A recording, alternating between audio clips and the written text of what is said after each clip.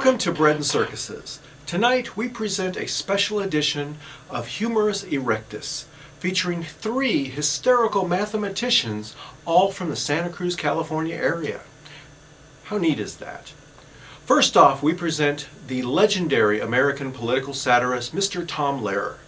Not very many live performances of Tom Lehrer are available, but recently the Norwegian Broadcasting Company unearthed a rare concert that Tom played back in 1967 and is just now becoming available for public release. So I'd like to thank Eric over at NBK for the access to this tape.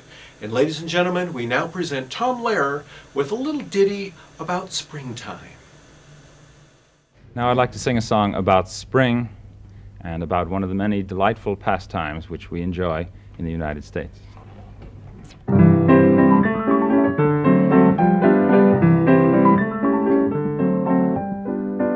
Spring is here, spring is here. Life is skittles and life is beer. I think the loveliest time of the year is the spring. I do, don't you? Of course you do. But there's one thing that makes spring complete for me and makes every Sunday a treat for me. All the world seems in tune on a spring afternoon when we're poisoning pigeons in the park. Every Sunday you'll see my sweetheart and me as we poison the pigeons in the park. When they see us coming, the birdies all try and hide, but they still go for peanuts when coated with a cyanide. The sun's shining bright, everything seems all right when we're poisoning pigeons in the park.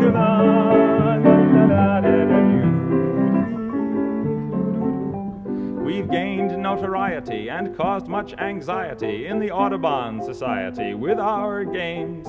They call it impiety and lack of propriety and quite a variety of unpleasant names. But it's not against any religion to want to dispose of a pigeon.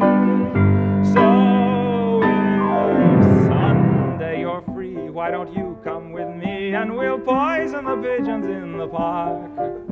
And maybe we'll do in a squirrel or two while we're poisoning pigeons in the park. We'll murder them all amid laughter and merriment, except for the few we take home to experiment.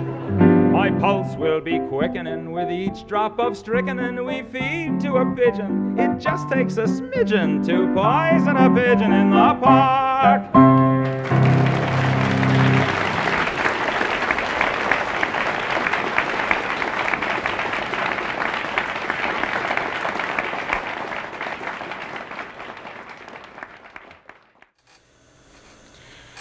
Up next is comedian Richard Kiss.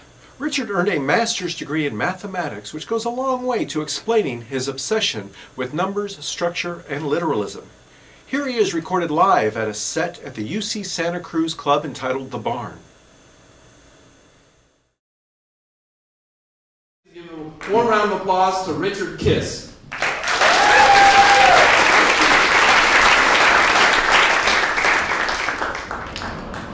Thank you, Grant. Let's keep it going for Grant.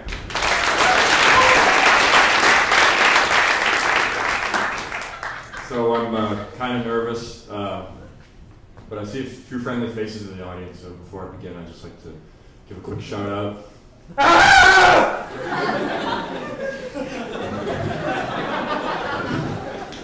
Better now. So you heard correctly, my name is Richard Kiss, last name Kiss, K-I-S-S, no tricks to the spelling there. Now let me tell you, when you're a kid growing up, last name Kiss is bad enough all by itself. But I want you to consider the last name Kiss in conjunction with the short form of the first name Richard.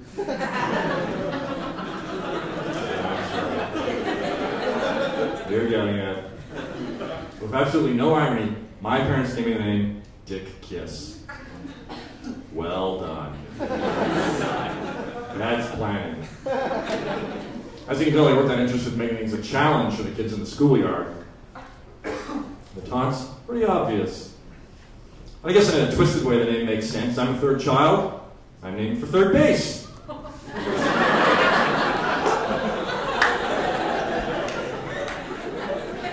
My oldest brother, he's first child, his name's French. First base. Yeah, I got problems. I'm obsessive compulsive, OCD, or as I like to say, careful. Anyone else OCD? By applause if you're obsessive compulsive. Clap 17 times. Oh, hi. Welcome to the stage. Besides, you're thinking about being OCD? That's what's going on back there? Besides obsessive compulsive, I'm also cheap. So the poor woman that I go with, they got a lot on their hands. I'm so cheap that I'll make her split the check. But because I'm OCD, I'll make her show her work. Every step. You can't just write down the answer. I'm taking math classes. That's worth nothing. I want to see a proof. At the end with QED and the little 3 dots. Now, one of the things that I notice is the names of stores. There's a store that I see all over the place. It's called Linens and Things.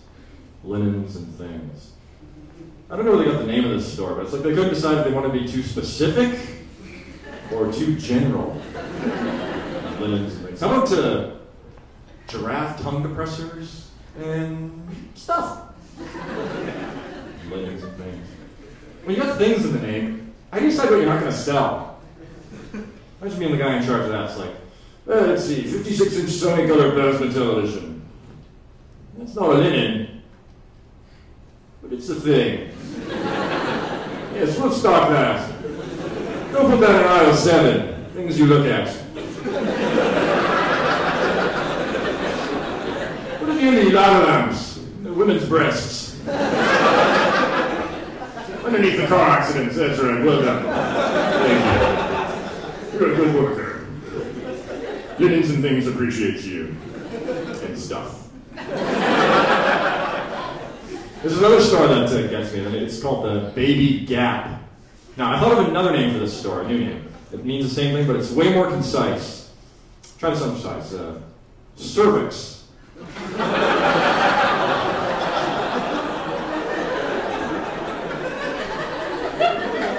All right, push. Baby Gap's dilated to 10 centimeters. You're all set. So I guess we got a lot of students here tonight. Who's a student? Anyone? You guys are so lucky, I'll tell you. The internet makes research so easy. I mean, it's at the point, you don't even have to do the research. You need a fact, you just make it up, put in your homework, and then go to Wikipedia and put it there too. Teacher's like, I need a source for this. Oh yeah, here, hang on, let me show you. See? Right there. Told you Abe Lincoln's vice president was a cookie monster. First member of the executive to have googly eyes.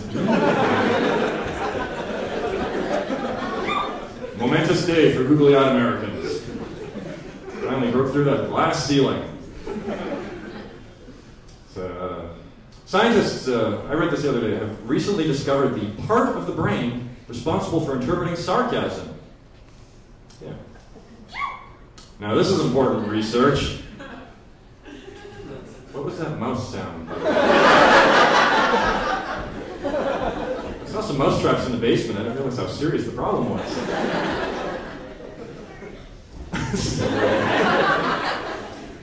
It speaks. Interpreting sarcasm. Important research. Yeah, I think they're up for a Nobel Prize for this one.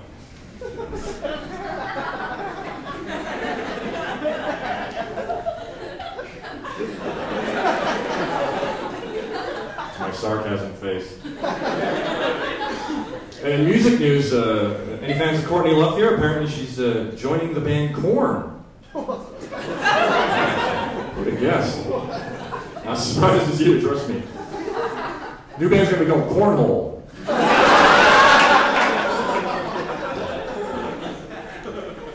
Little joke. I just wanted to joke with cornhole in it. Got a soft spot for that. Yeah, Courtney Love. What a doll, huh? Let me tell you, she put the ska in stank. Tasty. Yeah, so I've lived in Silicon Valley for, I don't know, 10 years, and I've seen the economy, you know, it cycles up and down and up and down. I remember the last recession, it was so hard to get a job. Even the spammers are having trouble making ends meet, because I got this one email and said, will enlarge penis for food. Hard times. That's desperation, I'll tell you. I've been dating a lot lately, and one thing I've noticed, I've picked up, is it's very trendy these days for the ladies to, you know, trim their region, shave it all off, or maybe like leave a little landing strip. Sometimes I've seen a pattern, like a lightning bolt. Am I banging Lady Shazam? I was with this one girl, and I don't know how she did this. She must use like a stencil spelled towards insert coin. Luckily, I had a whole roll of quarters. And she was happy to see them. Sex is kind of like a video game, though. It's fun, relatively inexpensive, and you keep at it long enough, you get an extra life. Pac-Man Jr. on the way! You know the authorities, though, they say you gotta be careful. When you have sex with someone, you don't just have sex with that person, but you have sex with every person that person's ever had sex with. Well, let me tell you something. I like this way of counting. I'm really quite the stud. My numbers go way up. Yes, I mean, let's do the math, for example. If I've had sex with 5 girls, each of them had sex with 5 guys, that's like 30 people. But here's the bad part. 25 of them are dudes. Suddenly it's kind of gay. I don't know. I need to find some chick who's just come off like a lesbian bender. Get my girl numbers way up. Be straight in no time. So I want to do an impression here for you. This is a cat giving a hand job. Right?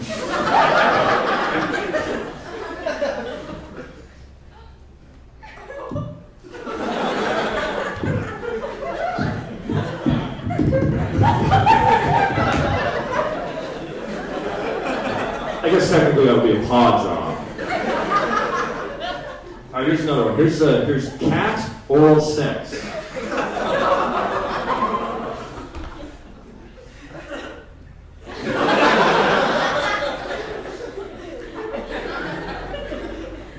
There you go. There's some cat pornography for you.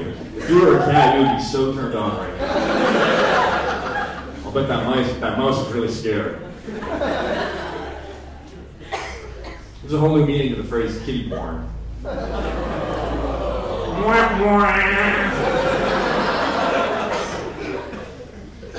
So I'm kind of a square, but this is how stupid I am. I was driving along, I saw this store called 420 Lifestyles, and I thought, wow, that is a lot of lifestyles.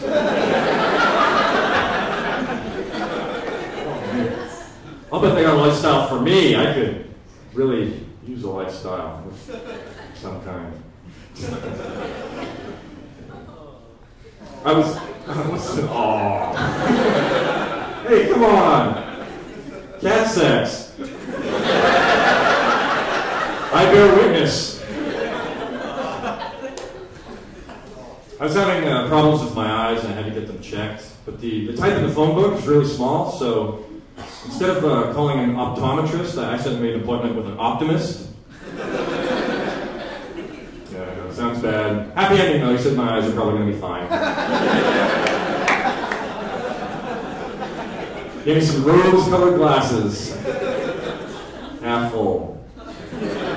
Things are looking up. Alright, ladies and gentlemen, that's my time. Please check me out on MySpace. MySpace.com/RichardKiss. If you can't remember my name, just remember, I'm named for fellatio. Thank you.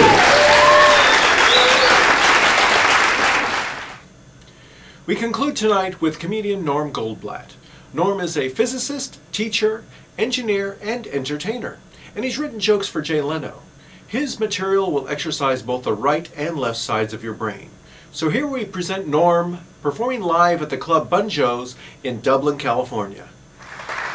All right, you know, we got a great get special guest here every once in a while, and you guys ever heard of Jay Leno? Yeah. He is not here. But this guy has written many jokes for him. Give it up for Norm Goldblatt.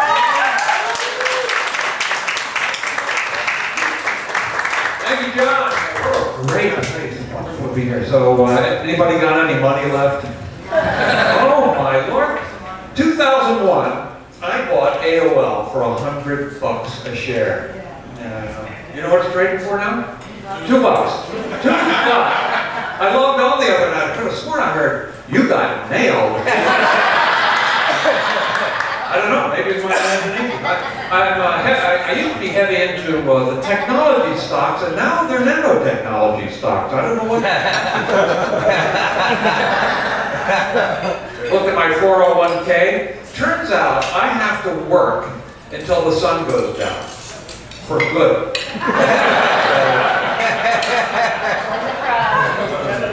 Hey, do you see what the special is at the Outback Steakhouse? Subprime rib. Stay away from it, it's too risky.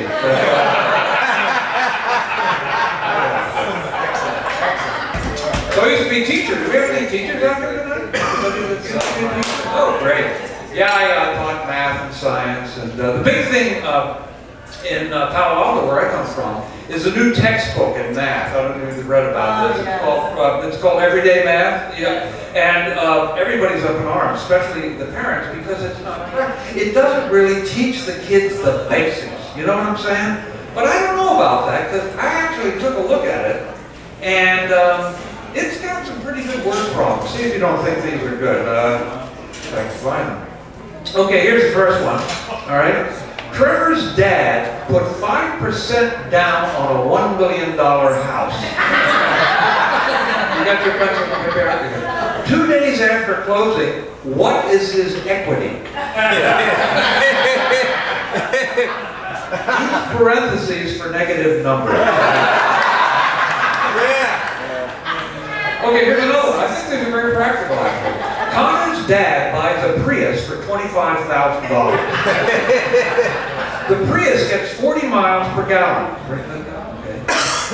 And a Corolla gets 35. Assuming we nationalize all the Iraqi oil fields and bring down the price of a gallon of gas to $2.09. Okay. And Prius batteries last 5 years and cost $4,000 and $200 to dispose of properly. Okay, how long will it take before Connor's dad wakes up?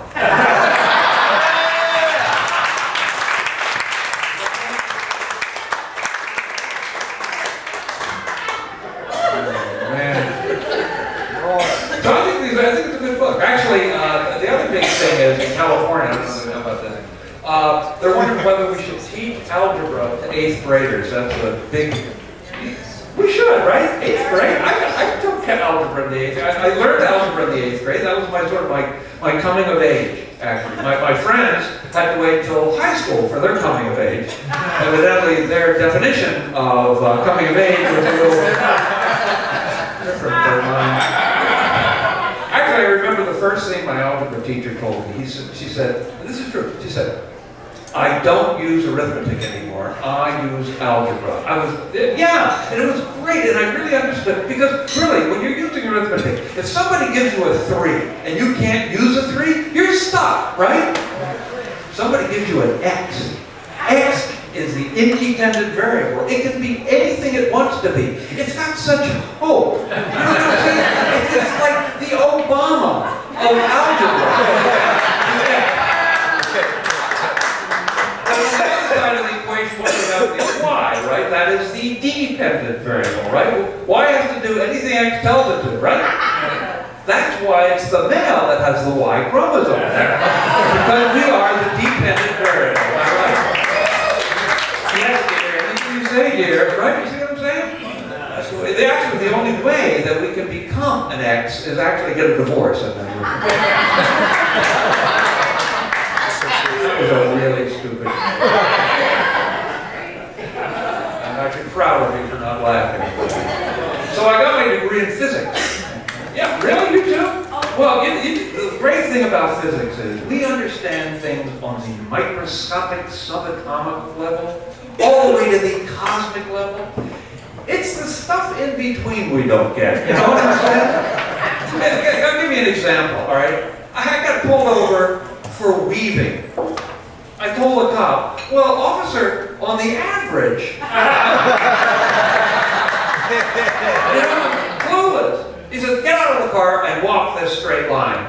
And I said, officer, come on, that line isn't straight due to the curvature of the earth. I know, it's true. So I ran a red light, you know, and I said, well, officer, it looked green to me because of the Doppler effect. I know. I said, officer, you know what the Doppler effect is? That's when you're running towards a source of light or sound, it seems as though it's a different color depending on what speed you're going at, right? He pulls out what I think is a gun. But it turns out to be a lot worse. It's a calculator. So it was 640 nanometers, 530 divided by my square root of it. Well, not only am I citing you for running a red light, I have to charge you with doing 144 million in a 25. So it didn't work out too well. Remember, I'm not up here to entertain you. I'm up here to satisfy my insatiable ego. So here's what you do, okay? Here's the algorithm for tonight, okay? I tell a joke, you think of something funny and laugh. I don't know the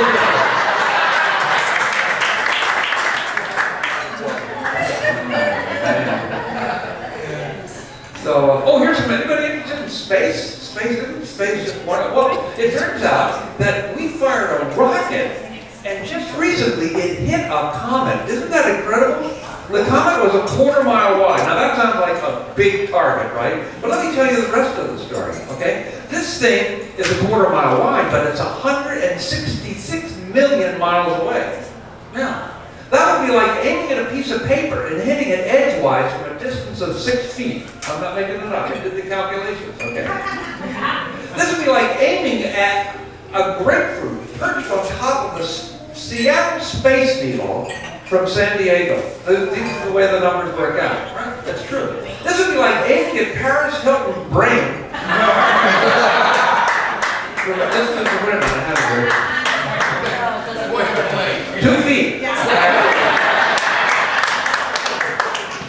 I'm going to feel sorry for a guy that writes his jokes using Excel.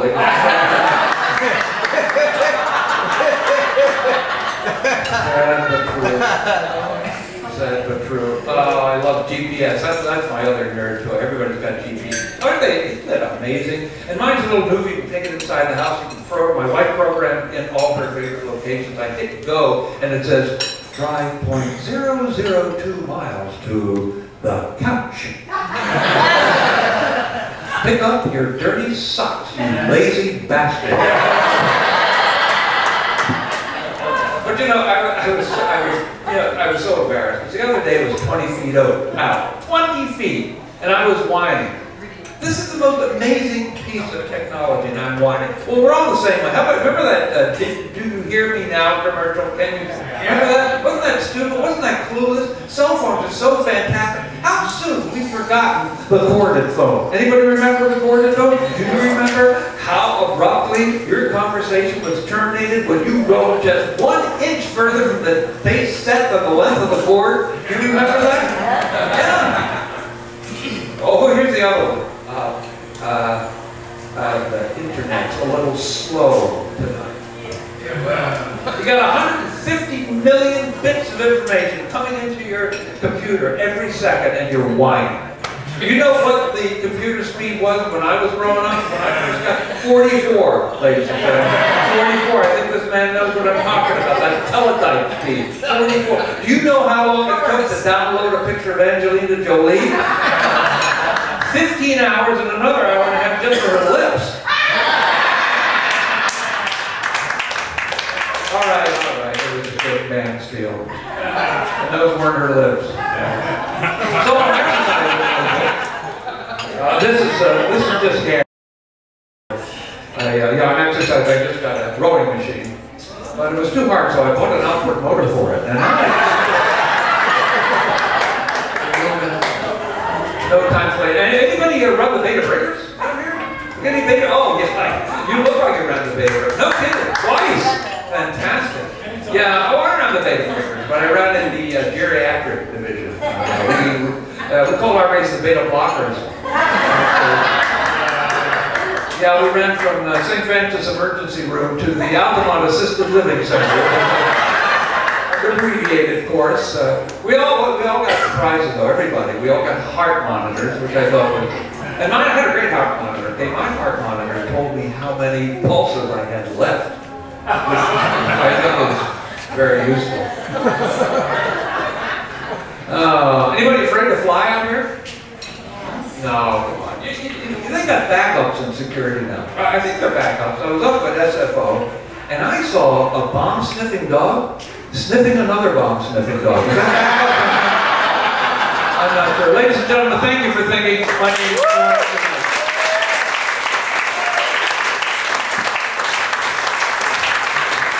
One more time, give it up for Norm Goldblatt. Yes, Well, that just about wraps up tonight's edition of Bread and Circuses. We'd like to thank you all for watching, and tune us in again next time for more movies, music, and comedy right here on Bread and Circuses. We'll see you then.